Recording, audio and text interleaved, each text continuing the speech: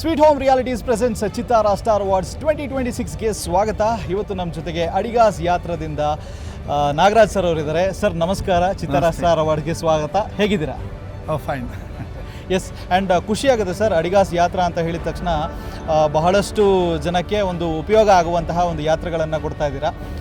First of all ಚಿತ್ತಾರ star ಅವಾರ್ಡ್ಸ್ಗೆ ಬಂದಿರುವಂಥ ಒಂದು ಖುಷಿ ಹೇಗಿದೆ ಸರ್ ನಿಮಗೆ? ತುಂಬ ವಂಡರ್ಫುಲ್ ಎಕ್ಸ್ಪೀರಿಯನ್ಸ್. ಇಲ್ಲಿ ನೋಡಿರುವಂಥ ಜನಸಾಗರ ನೋಡಿದರೆ ನಾನು ಭಾಗವಹಿಸಿದ್ದು ಒಂದು ಒಳ್ಳೆಯ ಅವಕಾಶ ಅಂತ ಅನಿಸ್ತಾ ಇದೆ. ಎಸ್, ಆ್ಯಂಡ್ ಯಾವ ಸ್ಟಾರ್ನ ಮೀಟ್ ಮಾಡಬೇಕು ಅಂತ ನೀವು ವೆಯ್ಟ್ ಮಾಡ್ತಾ ಇದ್ದೀರಾ ಸರ್? ಎಲ್ಲ ಚಿತ್ರನಟರು ಕನ್ನಡದವರು ಎಲ್ಲರೂ ಇಷ್ಟನೇ.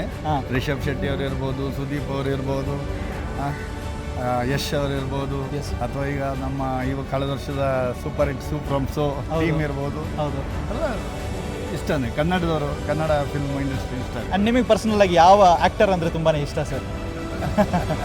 ಎಲ್ಲರದ್ದು ಇಷ್ಟನೇ. ಓಕೆ, ಆ್ಯಕ್ಟರ್ ಬೇಡ, ಹೀರೋಯಿನ್ ಹೇಳಿ ಆಯಿತು. ಯಾರಿಷ್ಟ ಅಂತ? ಹೀರೋಯಿನ್ ಅಂತ ಹೇಳಿದರೆ ಎಲ್ಲ ಚೆನ್ನಾಗಿ ಮಾಡ್ತಾ ಇದ್ದಾರೆ. ರುಕ್ಮಿಣಿ ವಸಂತ್ ಅವ್ರ ಇಷ್ಟ. ಅಡಿಗಾಸ್ ಯಾತ್ರದ ಬಗ್ಗೆ ಮಾತಾಡಬೇಕು ಅಂದರೆ ತೀರ್ಥಯಾತ್ರೆ ಆಗಿರಲಿ ಅಥವಾ ಬೇರೆ ದೇಶಕ್ಕೆ ಪ್ರಯಾಣ ಆಗಿರಲಿ, ಒಂದು ಸುಗಮವಾಗಿ ಹ್ಯಾಸಲ್ ಫ್ರೀ ಆಗಿರುವಂಥ ಒಂದು ಸರ್ವಿಸಸ್ಗಳನ್ನು ನೀಡ್ತಾ ಬಂದಿದ್ದಾರೆ. ಸೊ ಸುಮಾರು ಒಂದು 30 ವರ್ಷಗಳಿಂದ 32 ಇಯರ್ಸ್ ಸೆಲೆಬ್ರೇಷನ್ ಆಯಿತು ಮೊನ್ನೆ. ಓಕೆ, ಆ್ಯಂಡ್ ನಿಮ್ಮ ಒಂದು ಎಕ್ಸ್ಪೀರಿಯನ್ಸು ಅಡಿಗಾಸ್ ಯಾತ್ರದ ಜೊತೆಗೆ ಮತ್ತು ಪ್ರಯಾಣಿಕರ ಜೊತೆಗೆ ಹೇಗಿದೆ ಸರ್? ಸ್ಟಾರ್ಟಿಂಗ್ ಅಂದರೆ ಸ್ವಲ್ಪ ಕಷ್ಟದ ಉದ್ಯಮ ನಮ್ಮದು. 32 ವರ್ಷ ಆಯ್ತು ಇವಾಗ. ಸ್ಟಾರ್ಟಿಂಗ್ ಅಂದರೆ ಸ್ವಲ್ಪ ಆರ್ಥಿಕ ಪರಿಸ್ಥಿತಿ, ನಮ್ಮ ದೇಶದ ಆರ್ಥಿಕ ಪರಿಸ್ಥಿತಿ ಆಗಲಿ ಅಥವಾ ಜನ ಪ್ರವಾಸಕ್ಕೆ ಹೋಗುವಂಥ ಒಂದು ವಿಚಾರ ಆಗಲಿ ಬಹಳ ಕಡಿಮೆ ಇತ್ತು.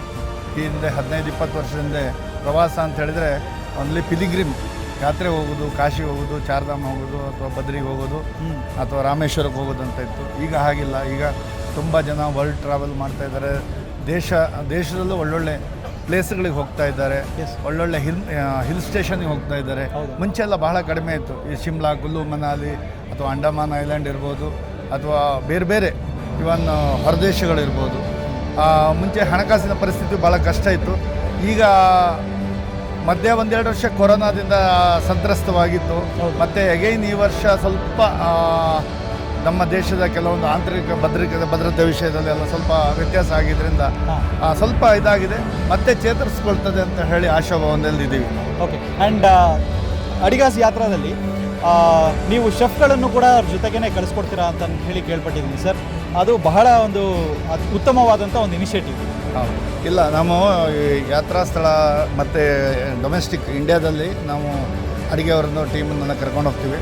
ಮತ್ತು ವಿದೇಶದಲ್ಲಿ ನಾವು ಫೇಮಸ್ ರೆಸ್ಟೋರೆಂಟ್, ಇಂಡಿಯನ್ ರೆಸ್ಟೋರೆಂಟ್ಗಳಿದೆ ವಿದೇಶ. ಇವಾಗ ಸಿಂಗಾಪುರ್, ಮಲೇಷ್ಯಾ, ಥೈಲ್ಯಾಂಡ್ ಇರ್ಬೋದು, ಯುರೋಪ್ ಇರ್ಬೋದು, ಆಸ್ಟ್ರೇಲಿಯಾ ಇರ್ಬೋದು, ನ್ಯೂಜಿಲ್ಯಾಂಡ್ ಇರ್ಬೋದು, ಸೌತ್ ಆಫ್ರಿಕಾ ಇರ್ಬೋದು, ಅಥವಾ ಯಾವುದೇ ದುಬೈ ಮುಂತಾದ ಯಾವುದೇ ಕಂಟ್ರಿ ಹೋದರೂ ಒಳ್ಳೆಯ ಒಂದು ಫೇಮಸ್ ಆಗಿರುವಂಥ ಹೈಜಿನಿಕ್ ಆಗಿರುವ ಇಂಡಿಯನ್ ರೆಸ್ಟೋರೆಂಟಲ್ಲಿ ಊಟ ಕೊಡಿಸ್ತೀವಿ.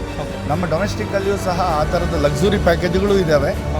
ಅದ್ರ ಜೊತೆಗೆ ಜನಸಾಮಾನ್ಯರಿಗೂ ಸಹ ಕೈಗೆಟುಕುವಂಥ ದರದ ಪ್ರವಾಸಗಳು ಸಹ ಇದು ನಮ್ಮ ಲಭ್ಯ ಇದೆ.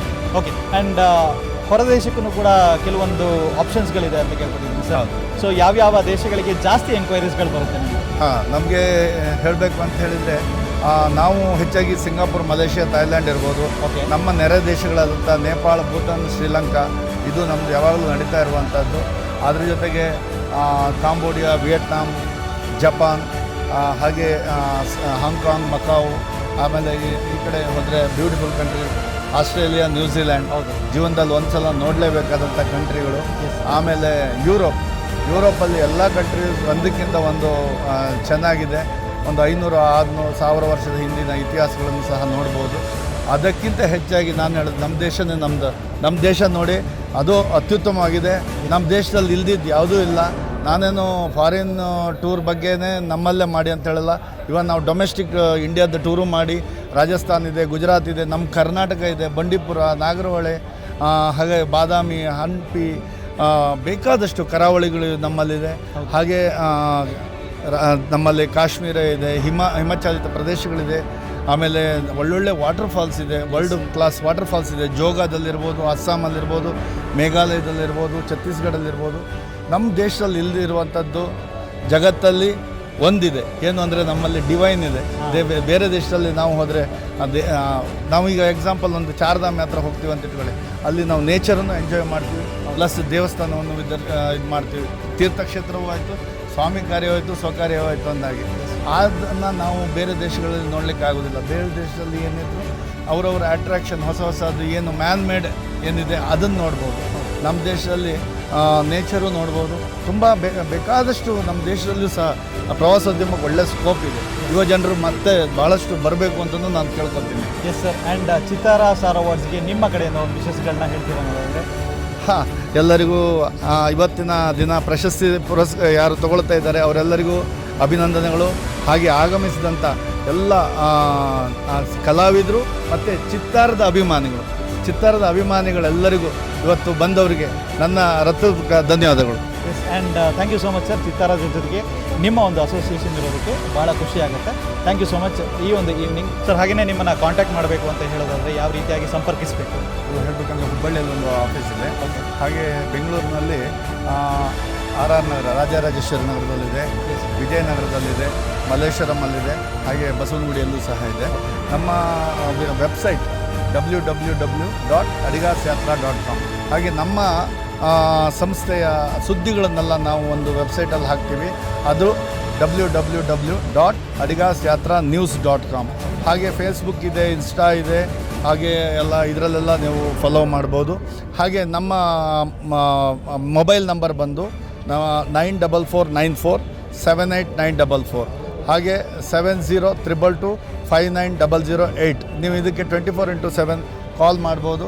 ಅದಕ್ಕೆ ಉತ್ತರ ಪ್ರತಿಕ್ರಿಯೆ ನಿಮಗೆ ಯಾವ ಪ್ರವಾಸದ ಬಗ್ಗೆ ಕೇಳ್ತೀರಿ ಎಲ್ಲ ಸವಿಸ್ತಾರವಾದಂಥ ವಿವರಣೆಯನ್ನು ನಾವು ಕೊಡಲಿಕ್ಕಿದ್ದೇವೆ. Yes sir. ಆ್ಯಂಡ್ ಮನೆಯಲ್ಲಿ ಮಾಡಿರುವಂತಹ ನಿಮಗೆ ಊಟದ ಒಂದು ಸ್ವಾದ ಬೇಕು ಅಂತ ಹೇಳಿದ್ರು ಕೂಡ ನೀವು ಅಡಿಗಾಸ್ ಯಾತ್ರೆನ ಪ್ರಿಫರ್ ಮಾಡ್ಬೋದು. ಆ್ಯಂಡ್ ಯಾವುದೇ ತೀರ್ಥ ಯಾತ್ರೆಯನ್ನು ನೀವು ನೋಡ್ತೀರಾ, ವಿಸಿಟ್ ಮಾಡ್ತೀರಾ ಅನ್ನೋದಾದರೆ ಖಂಡಿತವಾಗ್ಲೂ ಯಾವುದೇ ಒಂದು ಮುಲಾಜಿಲ್ದೇ ನೀವು ಅಡಿಗಾಸ್ ಯಾತ್ರೆನ ಬುಕ್ ಮಾಡ್ಕೊಳ್ಳಿ. ಆ್ಯಂಡ್ ಒಳ್ಳೆ ಸರ್ವಿಸಸ್ಗೋಸ್ಕರ ಅಡಿಗಾಸ್ ಯಾತ್ರೆನ ಬುಕ್ ಮಾಡ್ಕೊಳ್ಳಿ ಅಂತ ಕೇಳ್ಕೊಳ್ತೀನಿ. ಆ್ಯಂಡ್ ಚಿತ್ತಾರಾಗೋಸ್ಕರ ಒಂದು ವಿಶೇಷಗಳನ್ನ ಹೇಳ್ತೀರಾ ಅನ್ನೋದು ಸರ್ ನಿಮ್ಮ ಕಡೆಯಿಂದ? ಹಾಂ, ಆಲ್ ದಿ ಬೆಸ್ಟ್ ಫಾರ್ ಚಿತ್ತಾರ ಟೀಮ್ ಮತ್ತು ನೆರೆದಂಥ ಎಲ್ಲ ಚಿತ್ತಾರದ ಅವಾರ್ಡ್ ಅಭಿಮಾನಿಗಳು. ಮತ್ತು ಇವತ್ತು ಅವಾರ್ಡಲ್ಲಿ ಯಾರು ವಿನ್ನರ್ ಇದ್ದಾರೆ ಅವರಿಗೆಲ್ಲರಿಗೂ ನನ್ನ ಶುಭಾಶಯಗಳು. Thank you so much sir, ಇಷ್ಟೊತ್ತು ನಮ್ಮ ಜೊತೆ ಮಾತಾಡೋದಕ್ಕೆ. ಆ್ಯಂಡ್ ಒಳ್ಳೆಯದಾಗಲಿ. Thank you. Thank you. Sir ಹೇಳ್ತೀನಿ.